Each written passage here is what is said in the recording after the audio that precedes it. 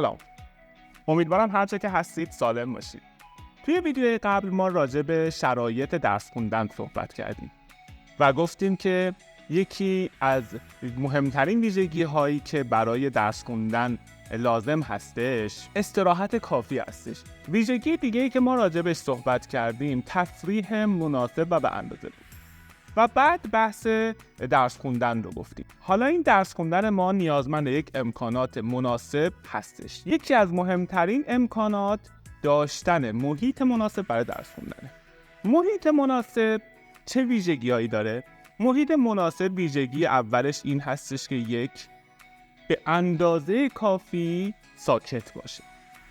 دو، نور و رنگ محیط بسیار مناسب باشه، چون که این دوتا ویژگی تأثیر قابل توجهی روی درس خوندن دانش آموز میذاره. بهترین محیط ها برای درس خوندن میتونه یک منزل باشه، دو، کتابخونه یا یک فضای فرهنگی باشه، سه، مدرسه باشه. منزل یکی از مهمترین مکانها برای درس خوندن هستش. فضای خونه میتونه تأثیر بسیار قابل توجهی رو نحوه درس خوندن بذاره.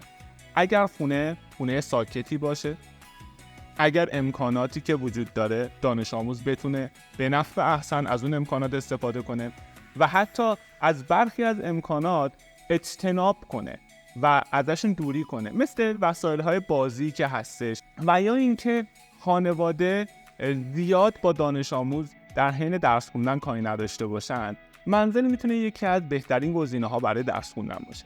ولی برای برخی دانش آموزا مفید نیستش، چون که بچه‌ها توی خونه تمرکز کافی برای درس خوندن ندارن.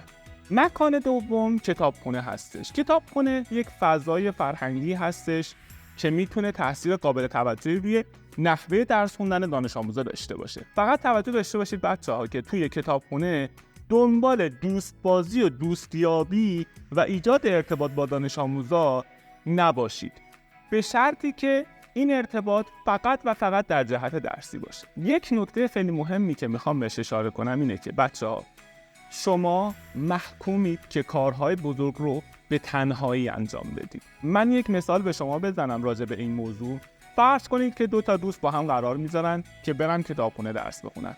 در بیشتر مواقع این خوندن تأثیری نداره، چون که ممکنه تو اون لحظه دانش آموز حس درس خوندن داشته باشه و دوست یا رفیقش حس درس خوندن نداشته باشه و این باعث میشه که سایش ایجاد بشه توی بحث برنامه‌ریزی درسی و بازدهی درسی رو به طور قابل ملاحظه‌ای کاهش بده. شما باید اراده کافی برای نگفتن به دوست یا افرادی که باعث میشن که به اهدافتون نرسید داشته باشید. پس قدرت نگفتن خیلی مهم هستش. خب امیدوارم که مطالبی که براتون گفتم مفید واقع بشه.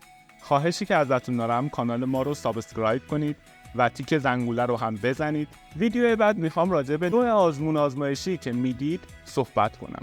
امیدوارم هر جا که هستید سالم و موفق باشید.